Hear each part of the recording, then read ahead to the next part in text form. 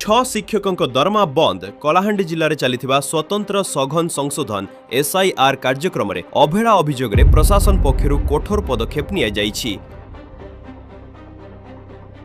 Kesinga blocker 6 जन शिक्षक जो माने बीएलओ भावे दायित्व निर्वाह करुथिले सेमानक कार्यदक्षता और कामर मान संतोषजनक नथिबारु दरमा बंद करा जायछि।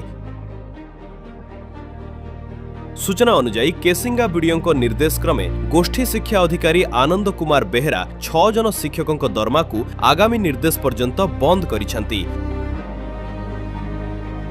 एहाकू बीओ मध्य स्वीकार करिसेंती। अन्यपटे 2 दिन तले नर्ला ब्लॉकर बोरिंग पदर विद्यालयर सहकारी शिक्षक मधुसूदन बेहेरा एसआईआर कार्य अवहेला अभियोग में जिलापाल निलंबित करथिले। एसआईआई करथिले। एसआईआर कार्यक्रम जून 8 पर्यंत चलिबाकु थिबा बेले कामरे अवहेला करुथिबा कर्मचारी विरोध में प्रशासन आहुरी कड़ा पदक्षेप नहीं पारे बोली चर्चा होछि।